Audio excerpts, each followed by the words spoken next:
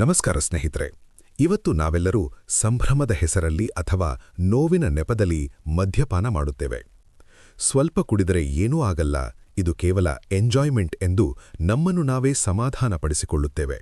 ಆದರೆ ಗೌತಮ ಬುದ್ಧ ಮದ್ಯಪಾನವನ್ನು ಆತ್ಮದ ಕತ್ತಲೆ ಎಂದು ಏಕೆ ಕರೆದರು? ನೀವು ಕುಡಿಯುತ್ತಿರುವ ಆ ಒಂದು ಗ್ಲಾಸ್ ಮದ್ಯ ನಿಮ್ಮ ದೇಹವನ್ನು ಮಾತ್ರವಲ್ಲ, ನಿಮ್ಮ ಮನುಷ್ಯತ್ವವನ್ನೇ ಹೇಗೆ ಸುಟ್ಟು ಹಾಕುತ್ತಿದೆ?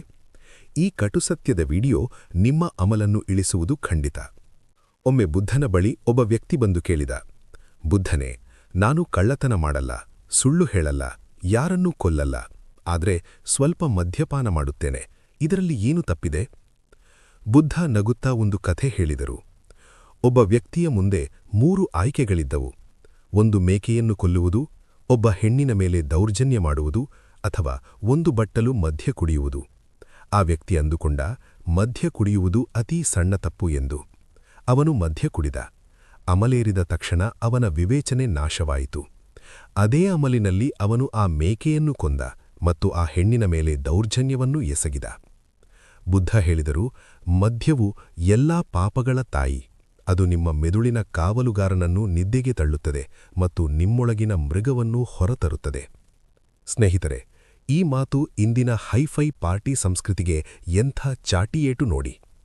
ಮದ್ಯಪಾನ ಮಾಡಿದಾಗ ನಿಮಗೆ ಸಿಗುವ ಆ ಕಿಕ್ ಅಥವಾ ಸುಖ ಕೇವಲ ನಿಮ್ಮ ಮೆದುಳು ನೀಡುತ್ತಿರುವ ಸುಳ್ಳು ಮಾಹಿತಿ. ನೀವು ಕುಡಿಯುತ್ತಿರುವುದು ಲಿಕ್ವಿಡ್ ಅಲ್ಲ, ಅದು ನಿಮ್ಮ ಸಂಸ್ಕಾರ, ನಿಮ್ಮ ಗೌರವ ಮತ್ತು ನಿಮ್ಮ ಕುಟುಂಬದ ನೆಮ್ಮದಿಯನ್ನು ಸುಡುವ ಬೆಂಕಿ. ಬುದ್ಧ ಹೇಳುತ್ತಾರೆ, ಯಾರು ಪ್ರಜ್ಞೆಯನ್ನು ಕಳೆದುಕೊಳ್ಳುತ್ತಾರೋ ಅವರು ಜೀವಂತ ಶವಕ್ಕೆ ಸಮಾನ. ಮದ್ಯಪಾನ ಮಾಡಿದವನು ತಾನು ಏನು ಮಾತನಾಡುತ್ತಿದ್ದೇನೆ, ಯಾರ ಜೊತೆಗಿದ್ದೇನೆ ಎಂಬ ಅರಿವನ್ನೇ ಕಳೆದುಕೊಳ್ಳುತ್ತಾನೆ. ಅಮಲಿನಲ್ಲಿ ಆಡಿದ ಮಾತುಗಳು ಜೀವನ ಪರ್ಯಂತದ ಸಂಬಂಧಗಳನ್ನು ಮುರಿದು ಹಾಕುತ್ತವೆ. ಇವತ್ತು ರಸ್ತೆಯಲ್ಲಿ ನಡೆಯುವ ಅಪಘಾತಗಳಿಂದ ಹಿಡಿದು ಮನೆಯಲ್ಲಿ ನಡೆಯುವ ಗಲಾಟೆಗಳವರೆಗೆ ಎಲ್ಲದಕ್ಕೂ ಮೂಲ ಕಾರಣ ಈ ಅಮಲು. ನೀವು ಮದ್ಯವನ್ನು ಕುಡಿಯುತ್ತಿಲ್ಲ, ಮದ್ಯವು ನಿಮ್ಮನ್ನು ಕುಡಿಯುತ್ತಿದೆ. ಈ ಕಟುಸತ್ಯವನ್ನು ಅರಗಿಸಿಕೊಳ್ಳಿ. ಮದ್ಯಪಾನವು ಶಕ್ತಿಯ ಸಂಕೇತವಲ್ಲ, ಅದು ನಿಮ್ಮ ದೌರ್ಬಲ್ಯದ ಸಂಕೇತ.